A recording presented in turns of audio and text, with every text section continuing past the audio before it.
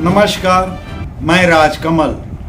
आप देख रहे हैं आजकल समाचार का यूट्यूब चैनल। आज बारी है लोकप्रिय सेगमेंट तीसरी आंख की। पहले किस्से का टाइटल है भगवा पार्टी के भवकाली नेताजी। जी हां, बात भगवा पार्टी के एक ओहदेदार नेताजी की है। नेताजी पूरे भवकाली हैं। शुरू में नेताजी महाराज जी के नाम पर अपना भवकाल बनाते थे। एक बार महाराज जी नेताजी को अपने उड़न खटोला पर बैठा क्या लिए थे कि उसके बाद से नेताजी का भवकाल और टाइट हो गया था। अपने लघु बझुओं को वह महाराज जी संग खुद की मंत्रणा के किस्से दर किस्से सुनाने लगे थे। उनके किस्से सुन लग्गू बच्चू खूब इतराते, मगर कहा जाता है कि वक्त बराबर एक जैसा नहीं रहता। इधर नेताजी का बाजार भाव अब गिरा गिरा लग रहा है। ऐसा क्यों है यह नहीं मालूम।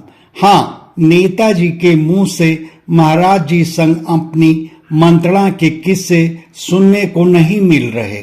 न नेताजी की महाराज जी संग अकेले की नई फोटो ही सोशल मीडिया पर अपलोड दिखती है।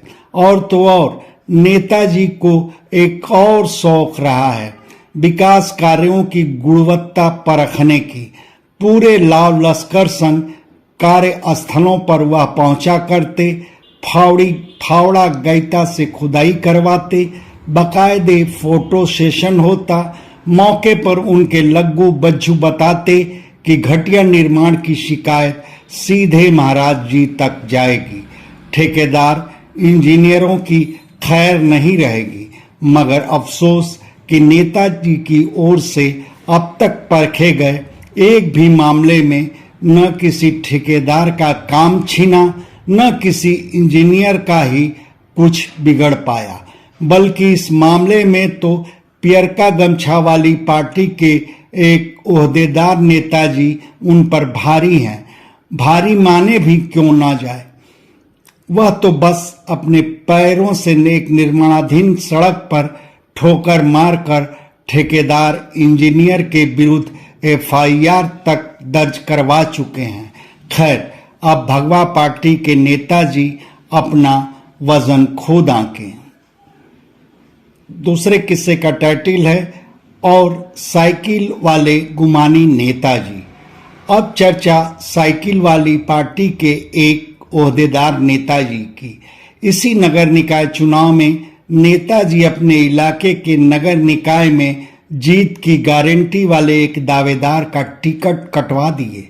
उसके लिए अपनी ही पार्टी के ओहदेदार साथियों की पैरवी तक को दरकिनार कर दिए।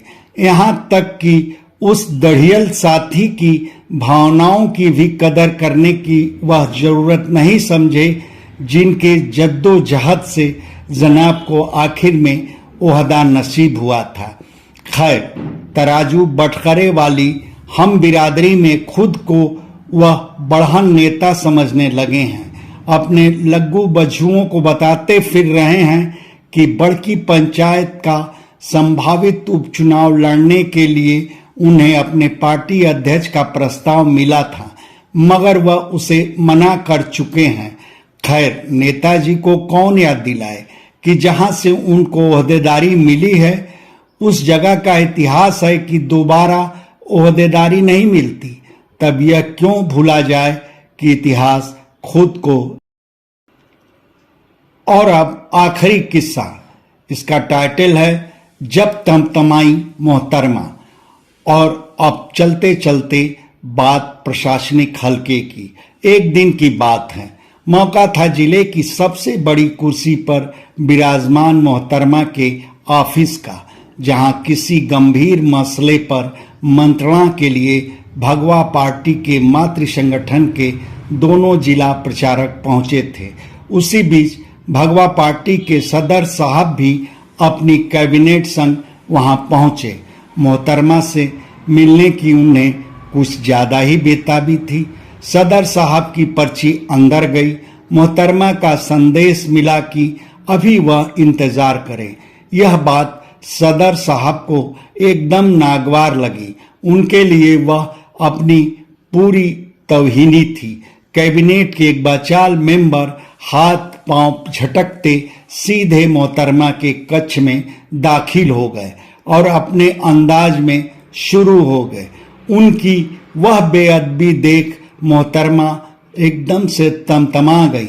उन्हें डपट कर कक्ष से फौरन बाहर जाने और फिर कभी न आने की हिदायत दी। उधर वह सब देख दोनों जिला प्रचारकों के चेहरे भी लाल पीले हो गए। फिर तो सदर साहब के उस कार खास की सिट्टी पिट्टी गुम हो गई। वह झटपट कक्ष से बाहर निकले और अपने सदर साहब को पूरे वाक़े से अवगत कराए। उन्हें सुन सदर साहब और साथ आए उनकी कैबिनेट के अन्य मेंबरानों के चेहरों की हवाइयां उड़ गईं और आखिर में वह लोग उल्टे पांव लौटने में ही अपनी भलाई समझे। खैर, अब बिना इजाजत मोहतरमा के कक्ष में घुसने वाले जनाब का क्या होगा। बेचारे की मनसा पार्टी का सदर बनने की है। अब तो राम ही जाने। धन्यवाद। आप सबसे आग्रह है कि हमारे चैनल को लाइक करें, शेयर करें, कमेंट करें, सब्सक्राइब करें और फेसबुक यूजर हैं तो हमारे पेज को फॉलो करना ना भूलें।